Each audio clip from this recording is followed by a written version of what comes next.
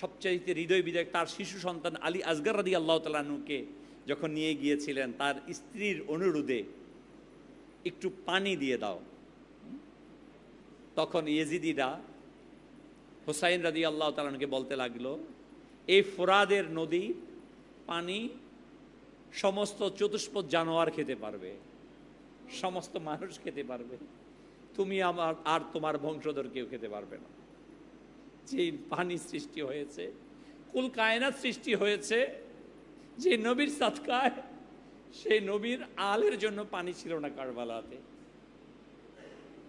যখন হুসাইন রাদিয়াল্লাহু তাআলা আনহু তার সন্তানকে তুলে ধরলেন, তোমাদের হাতে তোমরা একটু পানি পান করিয়ে দাও, তাকে লক্ষ্য করে পানি দেওয়া হয়নি, একটি তীর নিক্ষেপ করা হলো, হযরতে আলী আসগর রাদিয়াল্লাহু তাআলা আনহুর কণ্ঠকে ভেদ করে চলে গেলেন। নিজ হাতে হুসাইন রাদিয়াল্লাহু তাআলা আনহু ওই তীরকে বের করলেন, আর সাথে সাথে তিনি শহীদ হয়ে গেলেন। সর্বশেষ সবাই যখন শহীদ, জয়নুল আবেদিন রাদিয়াল্লাহু তাআলা আনহু তিনি অসুস্থ ছিলেন, কমবেশ 12 কি 13 বছর বয়স, তার শরীরে প্রচণ্ড জ্বর ছিল, হাঁটতে পারছেন না। তিনি এসে বলেন, বাবা যান, আপনি আমাকে অনুমতি দিন। হুসাইন রাদিয়াল্লাহু তাআলা আনহু বলল যে আমি তোমাকে কিভাবে অনুমতি দিতে পারি, তুমি অসুস্থ, আর আমার মেয়েদের, মহিলাদের কোনো মুহরিম আর অবশিষ্ট নেই, তুমি থাকো, তুমি আমার নানা জানকে গিয়ে তুমি যা দেখেছো তা বলবে, মদিনা পাক আমার সালাম পেশ করবে আমার নানা জানকে। সর্বশেষ হুসাইন রাদিয়াল্লাহু তাআলা আনহু ঘোড়াতে আরোহণ করবেন, কেউ নেই তাকে ঘোড়াতে আরোহণ করিয়ে দেওয়ার মতো। তার বোন জাইনাব রাদিয়াল্লাহু তাআলা আনহা তিনি আসলেন এবং তাকে ঘোড়াতে আরোহণ করিয়ে দিলেন।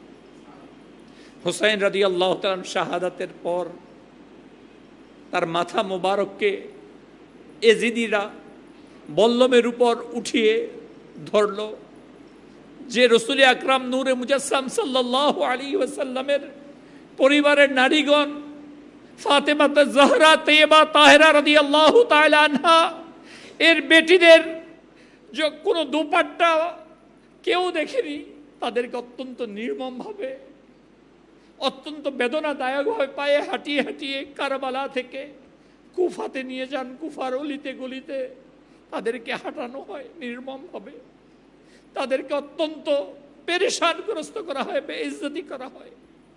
প্রিয় ইসলামী ভাইয়েরা, কিন্তু এই কঠিন অবস্থাতেও রাসূল করিম সাল্লাল্লাহু আলাইহি ওয়াসাল্লামের পরিবারের নারীগণ তারা ভেঙে পড়েননি, তারা দৃঢ় ছিলেন, তারা পর্দা থেকে বের হয়ে আসেননি। আজ আমরা হোসাইনি দাবি করি নিজেদেরকে, আলে বাইতের মোহাব্বত দাবি করি, অথচ আমি আমার মেয়েকে বেপর্দায় ছেড়ে দিই, আমার স্ত্রীকে বেপর্দায় ছেড়ে দিই না। এজিদের সাথে হুসাইন রাদিয়াল্লাহু তাআলা আনহুর যে বিরোধিতা ছিল, এগুলোই তো ছিল। এজিদ মালউন মদকে হালাল মনে করে পান করত, নামাজকে কাজা করত, সুদকে গ্রহণ করত, বেপর্দা ব্যাপক করে দিয়েছিল।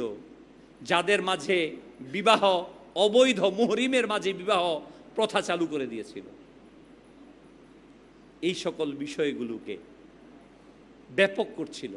হুসাইন রাদিয়াল্লাহু তাআলা আনহু তার বিরোধিতা করেছেন। আজকে আমি নিজেকে হুসাইনি বলি, অথচ নামাজ কাজা করছি। হুসাইনি বলি, ব্যাংকের মাধ্যমে সুদ গ্রহণ করছি, ইন্ডাস্ট্রি করার জন্য সুদ গ্রহণ করছি। নিজেকে কখনো একটু ভাবতে দ্বিধা হয় না? মুসলমান দাবি করি, অথচ কোরআনুল কারীমের হারাম বস্তুকে আমি গ্রহণ করছি। নিজেকে মুসলমান দাবি করি, অথচ বেপর্দা হয়ে যেটা যতটুকু ঢাকা ফরজ রয়েছে সেগুলোকে আমি বেপর্দা করে পুরুষ হয়েও সেই পর্দাকে তরক করছি। অথচ ইমামে আলী মাকাম হুসাইন রাদিয়াল্লাহু তাআলা আনহু শহীদের পূর্বে নিজে মোটা কাপড় দিয়ে আবৃত করেছেন, যেন আমি ঘোড়া থেকে পড়ে গেলে তখনও যেন আমার ফরজকে তরক না হয়। হে হুসাইনিগণ, আসুন আমরা জাগ্রত হই। দাওয়াতে ইসলামী আপনাকে আমাকে সেদিকে আহ্বান করছে। আলহামদুলিল্লাহ সুম্মা আলহামদুলিল্লাহ। দাওয়াতে ইসলামী হুসাইন রাদিয়াল্লাহু তাআলা আনহুর শিক্ষাকে, হুসাইন রাদিয়াল্লাহু তাআলার জজবাকে, হুসাইন রাদিয়াল্লাহু তাআলার আদর্শকে ঘরে ঘরে পৌঁছে দিতে চায়, আমরা চাই কিনা?